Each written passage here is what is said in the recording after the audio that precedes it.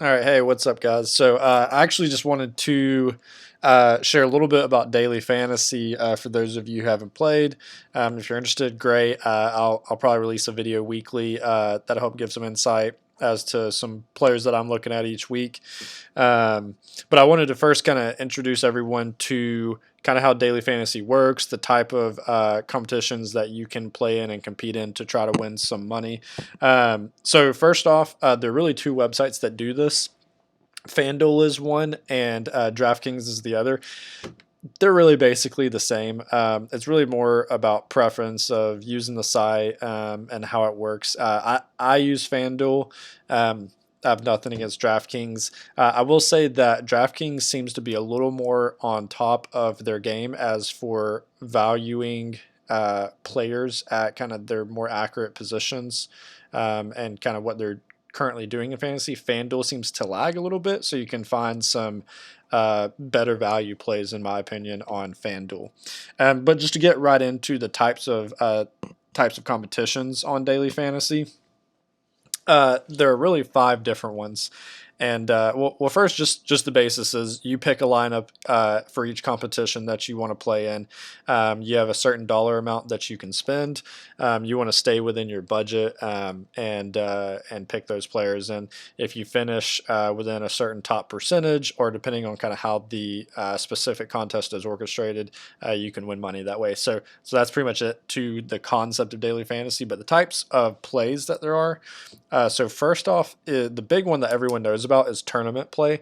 Tournament play is like playing roulette at the casino. It is like a 1 in 1,000 shot that you actually hit, and especially that you hit big. There are a lot of tournament plays that you can do to where you can hit money and you could win, you could double or win a little bit, but it's really the top 15 to 20 spots out of potentially hundreds of thousands of people that win big. There are $1 million ones, $250,000 ones, kind of all along the spectrum. The important thing, if you're going to do tournament play, is look at how many payout positions there are compared to how many people enter. The reason why that's important is because if you're, for me, I always try to think about, okay, I want to take a shot at hitting big, but at the end of the day, I want to also make sure that I recoup or at least grow my money a little bit within that contest. And so I typically like contests that 25% of the pool gets paid out, at least something, while those big top positions are where you hit big as well. The second type of competition is beat the score. So beat the score is basically depending on how much you pay in is actually depending on what score that you're trying to beat. So one that I participate in, and not sure how I feel about it yet, is beat the score of 100. So you pick your lineup. If they go over $100, then you split the prize pool with the rest of the winners that had teams that went over 100 points that week. It, it's pretty much been a wash each week for me as I've hit the money every single week, but with such a low scoring target of 100, so many other teams are hitting that target as well, that I'm pretty much been recouping my money or very incrementally increasing. The third one is multipliers.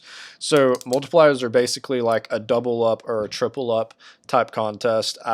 Say you put in $3 and it's a triple up contest. Oh, if you hit within the top 33%, then you triple your money. No one wins really big, but if you hit in whatever that percentage is, then you win your money and you double or triple it. The fourth one is head to head. So head to head is literally you going against another person.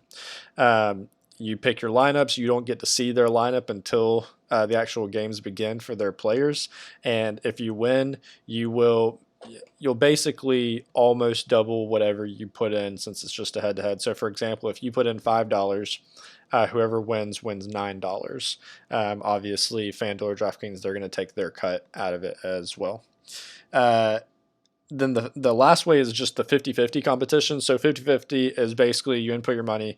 It works similar to multipliers, except for if you land within the top 50%, it's always doubling up. So it's basically like a double up, but specifically for just a 50-50 shot on those. So those are the five types of ways.